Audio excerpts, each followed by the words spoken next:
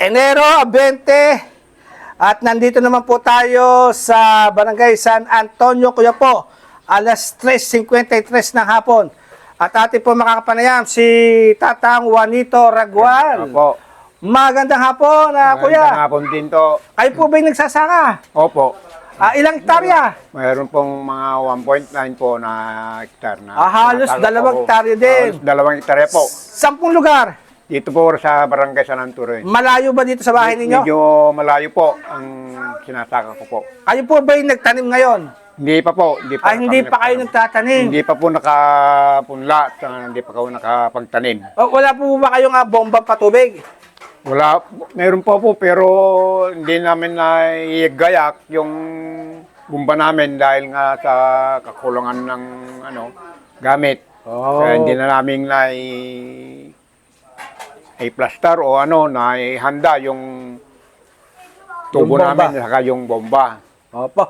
Sinasabi po na nga ni Yayo Priest, yung gumagawa doon sa nasirang Talavera siphon sa bayan ng Llanera, magpapatesting na sila o testing na nila yung kanilang ginagawa Talavera siphon sa Enero 30 hanggang Pebrero 1. At kung sakasakaling walang makitang depekto, ito tuloy na nila ang pagpapatubig.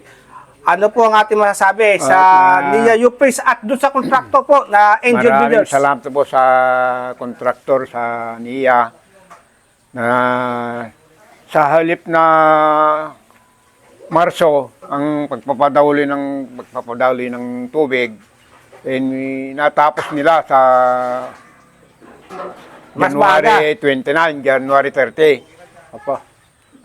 Pasalamat din ako sa mga tauhan ni engineer at wala akong naging aberya dun sa pagpapatubig.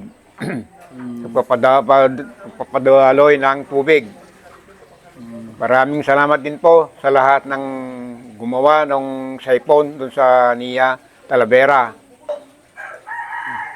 Kung sakasakali po, Kuya, at dumaling na po ang tubig sa Pebrero, kayo po ba'y hahabol sa pagtatanim? Opo, makakahabol po kayo sa pagtatanim po dahil nga sana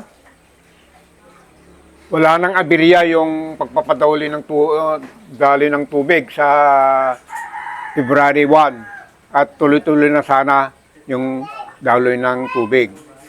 At maraming salamat din kay Punsyal Arthur Biag at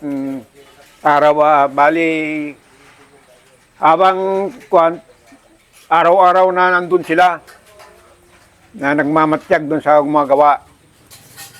At ganoon din kay Engineer Gillian at sa mga tauhan niya. Maraming salamat po dun sa pagpapadaloy ng tubig si Engineer. Sana wala nang aberya at tuloy-tuloy na sana ang daloy ng tubig sa NIA. Maraming salamat po.